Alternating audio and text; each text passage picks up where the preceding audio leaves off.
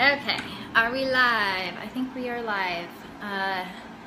So hey guys, Jennifer Beadles here, and I am sitting in my office sweating like crazy because it's been, sorry, stop moving around, super hot here in Seattle. We've had a record, I think we're at like 53 days of no rain, which is super crazy. And I think today it was like 86 degrees, which it gets kind of humid here. So that is super hot. So I'm like literally sitting in my remodeled hot tub room that we converted to an office, sweating like crazy. So, okay, you guys saw, I hope I did it right, the little description on this video. And I want to talk to you guys about living uncomfortably. So aside from the fact that I'm physically uncomfortable because it's super crazy hot right now, I want to share with you guys a couple of stories of how that is showed up in my life. I feel like I'm like super close to the screen here.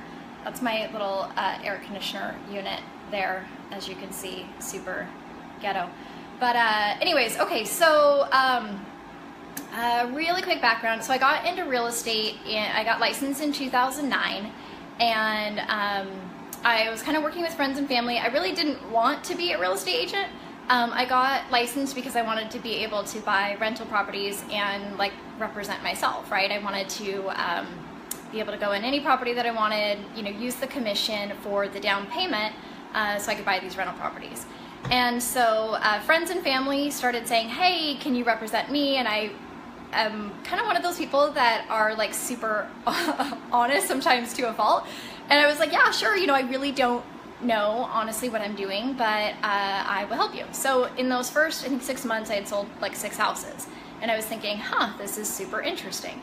So I quit working for a builder. I worked for a builder developer, and I decided, I took the skills that I had, which was building houses.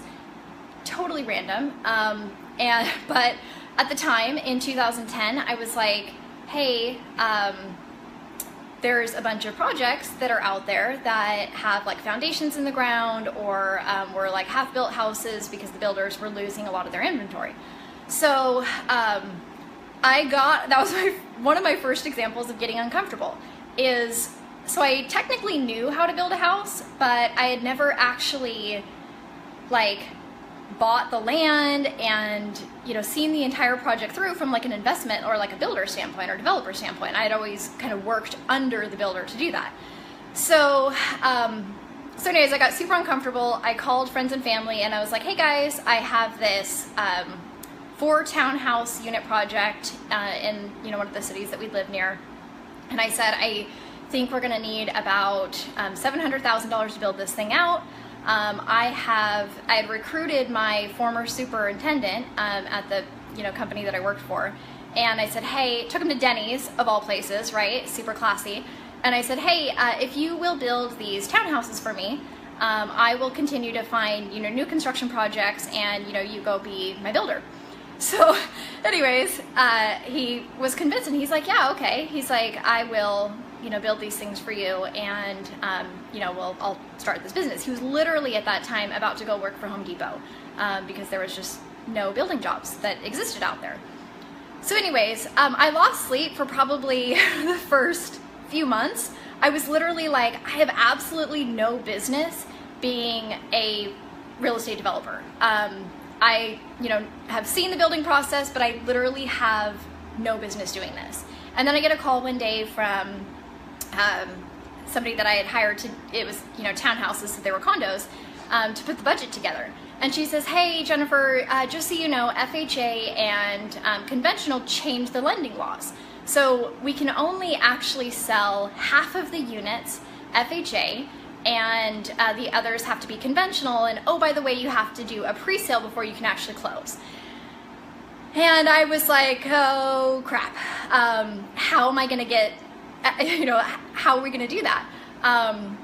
So anyways, long story short, sorted that out. And what I learned from that very first experience is that every time you go into this area of discomfort, or honestly lack of knowledge, lack of really any business doing something, if you can get through, if you can pull through, you come out a changed person, right? So for me, the project went amazing. So we ended up selling out pretty quickly.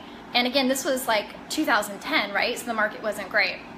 The first-time homebuyer credit helped us out a little bit there. But so anyways, I got through this first experience and I was like, dang, okay, I'm a builder now. I'm a builder developer, right? Like I can do this. And so so I started, you know, focusing on more new construction developments. I actually built a couple of big custom homes, which is again pretty unheard of in this area, especially for being at that point I was like 22 or 23 years old. And so anyways, you know, due to that situation, I got more comfortable, started building these bigger houses, started doing more projects, and then I kind of got addicted to this like living uncomfortable feeling. So, and that's the good and the bad, right? Is okay, so you get uncomfortable, you do something that you probably shouldn't be doing or a normal person wouldn't do. It changes you, and then, you know, of course you want to do it again, right? So the next opportunity I did was, I was like, hey, okay, I see people buying at the foreclosure auction. So for those of you that don't know, what that looks like is you're literally standing out at the courthouse steps and you're bidding on a note that's being foreclosed on, right? So in our area, what that means is you don't get to go inside, you don't get a title report, you don't get, you get very limited information. A lot of times, you know, those properties, if you're the winning bidder, you'll have to assume, you know, municipal liens, sewer bills. I went down there for a minute. Okay. So anyways, it is like super crazy risky, like very risky. So, of course, I'm like, yeah, risky. Okay, cool. Not many people do it. I want to do it. So I started bidding at the foreclosure auction, and I believe that was also, that was actually 2010 as well. So I found a hard money lender. My arm's getting tired here, sorry. I found a hard money lender that was willing to loan to myself and my clients. So I always like to be the guinea pig. So in this case, I bought a house at the foreclosure auction. You know, again, I had done a drive-by, but really sight unseen, I hadn't gone inside. And I remember I was like shaking. And literally, and I was using my own kind of capital at that point through I had some family members that were willing to take a chance on me. So anyways, so I was bidding and I wasn't 100% sure how the bidding process worked, and I think the trustee kind of knew that. So he took me aside. I think he felt bad because he noticed that I was a girl that looked kind of scared, like I didn't know what I was doing. Took me aside and basically called the property. I got it for $1 over the minimum bid, and he kind of helped me out. Eventually he got in trouble for that, which I felt bad for him and that sucked. But bought that property and went to the front door. A kid in a wheelchair answered. And I'm like, oh my gosh, like I felt so bad. But anyways, long story short, that property went amazing. And sold it right away to a neighbor. I think netted like $35,000 on it, and I had never even gone in the house. So again, I'm like, okay, cool. That is something that, you know, I feel comfortable now. And so then I got to the point, there's another side to all this, right? So getting uncomfortable, you know, taking risks, doing these kind of crazy things at times. There's a point where you get comfortable being uncomfortable. And so I was bidding at auction, buying quite a few properties, and I had gotten so comfortable with the whole idea of I'm spending, you know, sometimes $1 million on a Friday on these properties that I had never, you know, gone inside, hadn't reviewed the title report, whatever. And so I was bidding on this property, and there were two properties with the same last name, because they always go by last name and city, the same last name in the same city. And so this other guy, I was bidding against another guy, and the trustee was calling properties. And so we were like, okay, yeah, chatting amongst ourselves, and we were bidding on this property. And so a friend of mine kind of took me aside, and he's like, hey, are you sure that you want to be buying this house? And I'm like, oh, like, what are you talking about? He shows me a picture, and we are essentially bidding on the wrong house. So there was two houses, I think the last name was Wynn, in Linwood, Washington. We happened to be bidding on the terrible house I didn't want to buy. And so that was a check for me. That was like a, wow, okay, like living this uncomfortable, like risk-taking, also has its limits, right? Is you definitely want to be careful of, you don't want to get, at that point, I had won so many times with all of these flips, all of these properties that I had done, that I kind of had no fear. And so I honestly started to get a little reckless. That being, you know, the case of like, wow, had I accidentally bought the wrong house, that could have been a huge loss of maybe almost even $100,000, right? So anyways, you know, that's something to consider. So anyways, fast forward, and with all these different things, I kind of continue to now, I guess, really feel that feeling of uncomfortableness. So most recently, I just kind of want to share with you guys what that looks like now, right? So for the last, so I've been licensed for 2009, really only kind of been seriously selling full time since 2010. So basically I've been a licensed agent for, you know, 7.5 years, whatever. And I kind of started to get bored, to be honest. And bored from a standpoint of it became too easy. You know, I was working always with investors, which is always super interesting. But I got to the point that it's kind of like, gosh, like, is this enough? Like, am I feeling that? I think Tony Robbins calls it need for variety, right? We have these, it's variety, certainty, uncertainty, I'm forgetting, growth, contribution, and I think love is in one of there or something. But anyways, so, you know, I've been doing all these crazy things, all these risk taking, making phenomenal money, right? As far as you know, someone in their 20s that literally, I didn't go to college, right? As I went to a couple of classes in community college, was often working 2 jobs, so I would fall asleep and the instructors would not be happy with me. But anyways, so I found that I was missing a piece on the contribution side, right? And so I kind of, in the last year, I've been thinking, okay, so I'm making money, I'm helping people get investments, great. But what is something that I can do to take that uncomfortable level to like a whole nother level? And for pretty much the last 10 years that I've been investing, I haven't really shared my story. So, and honestly, I would say that our families didn't really even know too much about what, when I say we, my husband and I have done. Sorry, got a call, don't know how to stop those.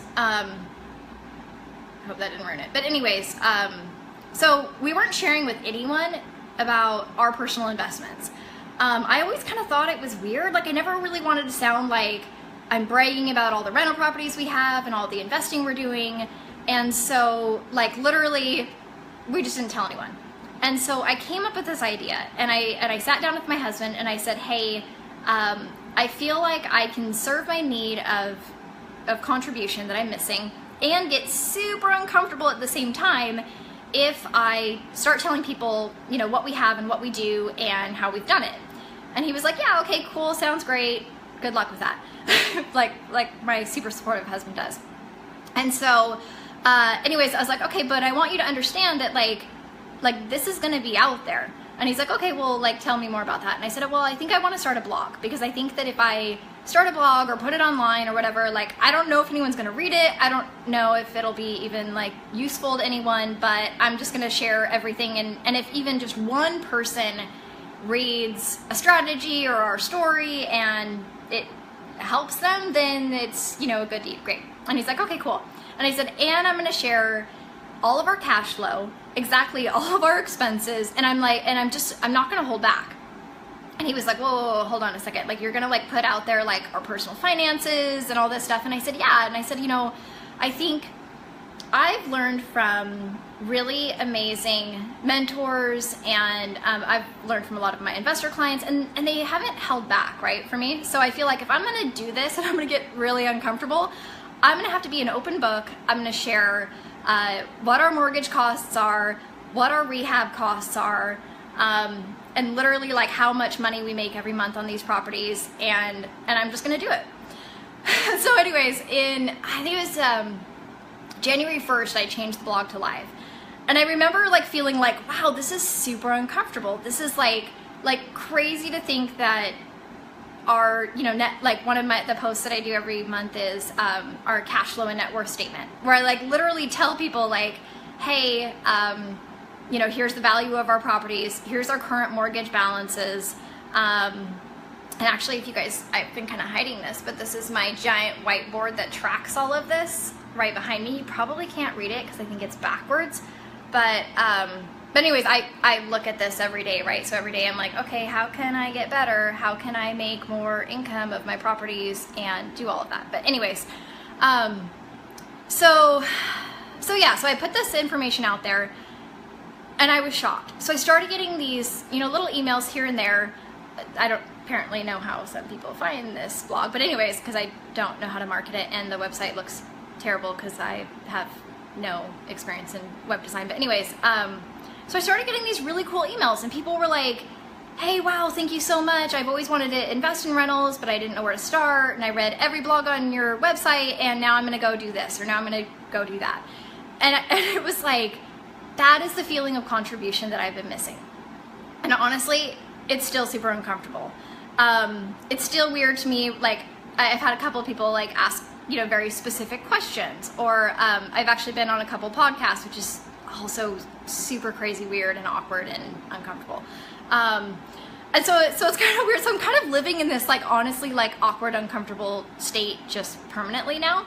So anyways, what this looks like currently now. So last week I decided to invest in cryptocurrencies, which was very weird. For those of you that, well, you guys don't know me, but I am super frugal. Well, I shouldn't say that. I don't like to spend money unless the money returns with friends, right? That's like what do they call the shark guys comment. But anyways, I don't like to spend money unless I know that that it's gonna be an asset, right? Like literally to the point where my husband's like, hey, can we get a new quad? And I'm like, wow, are we gonna make money from that quad? Are you gonna charge the neighbors to like ride it? Like show me how you're gonna make money, right?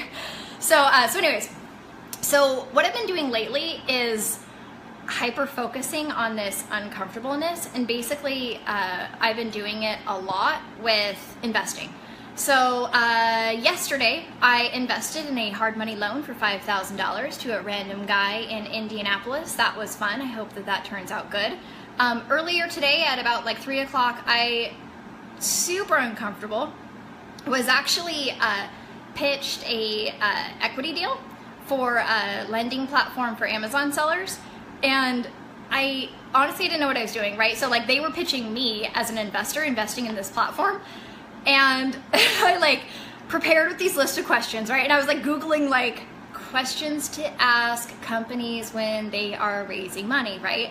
And I literally had no business in probably really even taking this call, right? But I have the capital. The hard work that we put into real estate has given us the capital to do these crazy things that I'm trying out to see really kind of how uncomfortable I can get.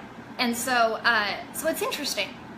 So, and honestly, you know how I got that opportunity is for my blog, I decided to test out some experience in passive income, which is what I call it.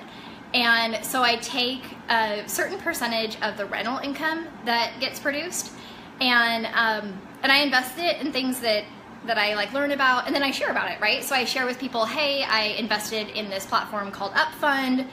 Here's the good and the bad, here's what I don't like, here's how it's going. And in doing that, the founders reached out to me and they asked if I wanted to be an equity investor, which, you know, again, I know I've never done an equity deal before, so it was kind of comical. And ultimately, after getting off that call, I realized today that I am not going to be an investor in that company. Mostly because their valuation was stupid. Their revenue in the last quarter, I think, was like 30 grand, and their valuation is 5 million. So anyone with any common sense would say, well, wait a second, that's an insane, I don't even know how many times revenue that is, but it's stupid. But I liked it, right? So like having that uncomfortable conversation where I'm like wondering if these guys, there was 2 guys, these founders, I'm like wondering like, do they know that I don't really know what I'm talking about, or that I should be asking other questions, or what, you know? But I loved it. So now I'm gonna see if there's any other opportunities in equity investing.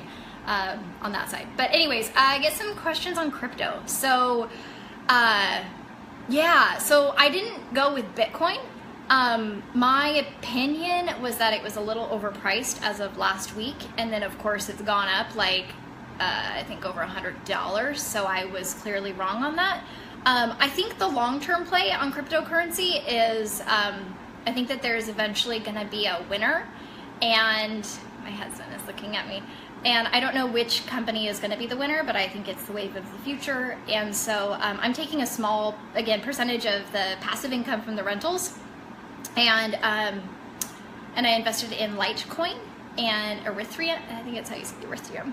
See, I don't know what I'm doing.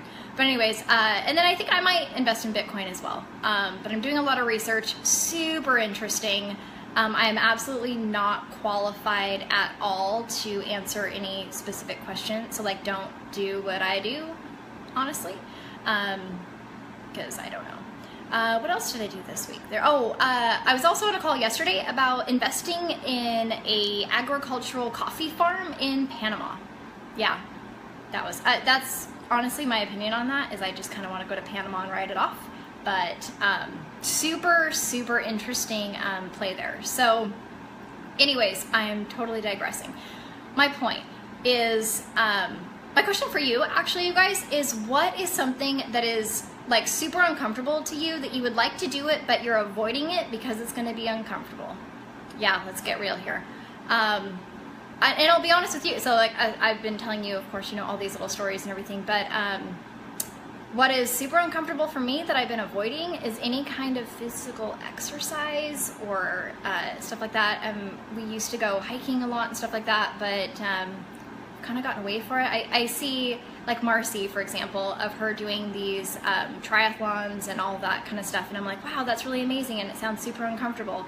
So anyways, that is my, I need to add that area of, I guess that's physical discomfort to, you know, something that I need to focus on. But again, I think that like that's my question for you guys is, where can you get uncomfortable? Start getting uncomfortable, or get comfortable being uncomfortable, and then reach a whole new level of discomfort. Another thing too I want to share with you guys, so I have this written down on my computer, so I am, yes, going to read something, but it is a quote, and the quote is, "What we fear doing most is usually what we need to do." So that is something to consider. And then your greatest fear is on the other side of your comfort zone. So another huge piece of this is my syndication that I will talk about at some point, which is basically meaning that I have investors that are willing to invest in me and the crazy weird things that I do in the businesses that I get into, and I got super scared and put it on the back burner, and I need to fix that and get back to it.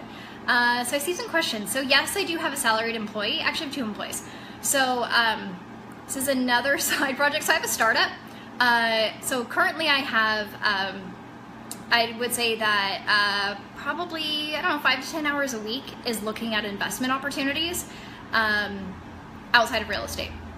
And then I'd probably say that, gosh, almost 20 or more hours a week is focused on real estate investing opportunities, either for myself personally or for other clients or for syndication. And then I also have a course that I am creating because I believe that more real estate agents should work with investors, and there are very few that actually do. So I'm hoping to change the real estate agent's opinion on working with investors. So that is that there, and then the startup is kind of part of that. It's really a platform that will connect investors with investor-friendly agents, and we will be the platform to help those guys connect. So, so yes, I do have, I'm like, what was the question? So yes, I do have a salaried employee, and she is full-time. And then I have a part-time inside sales agent who handles a lot of our investor inquiries. So I have people that, for some, I don't know why, for some reason want to invest with me or do kind of the weird I haven't even gotten to new construction stuff that we're doing. And so she handles all those inquiries does initial intake, has conversations with those guys, and then kind of puts them into our funnel. So yeah, I have 2 employees at the moment. Any other questions you guys have? I feel like I've been totally random and super uncomfortable this time. No, my arm is like really getting uncomfortable because it's like shaking at this point. But so again, my call to action, I will say again, is identify what it is that you're probably avoiding, that you're probably pretty fearful of, and that sounds pretty uncomfortable, and just go do it. And it's probably going to be super messy. I guarantee you that you're going to feel awkward and that you're probably going to make some pretty big mistakes. Or if the cool thing happens, that you don't make any mistakes and then you just kind of live with that discomfort, and then it stretches and changes, and you do other weird, uncomfortable things because you did the first one. That didn't make any sense. But anyways, focus on your fear, do it, make it happen. Brenton, hire an employee. I think I saw that. I'll try to scroll through. Just do it. I think you said that. Big jump with overhead. Yeah, but you're gonna get so much time back. And that's the thing. So at one point I had 9 people working for me. It turned into be kind of a nightmare because I wasn't the greatest at hiring, and they actually didn't save me time. So you know that you've hired wrong if you have to work more hours. So Brenton, I would say, what is that assistant gonna do? And what is that return on investment? So like if that assistant is, say, going out and doing marketing so that you can find more properties, then that's probably money well spent. Just make sure that you actually track those results and make sure that that assistant is actually doing their job. And that would be my advice to you as a serial hirer and firer. So anyways, guys, I hope this was helpful. I am super uncomfortable doing this because I don't really know what to say, and it's weird that I see all these little hearts and crazy stuff floating on the computer while I'm doing it. No. So anyways, that is Jennifer Thursday in a wrap. Any questions? Cecil, of course, you're gonna like heart the heck out of it so that you're distracting me. Anyways, Jennifer Thursday as a wrap. Any questions, let me know in the comments, though. Please share. Cecil, please share with us what is that super uncomfortable thing that you are avoiding that you're gonna do, or at least I think the first step is just stating it, right? So thanks, guys. Go be crazy, go be uncomfortable, take risks, think big, and if all else fails and you make a massive failure, then that's okay, because at least you learned something. So all right, guys, it's a wrap. See ya.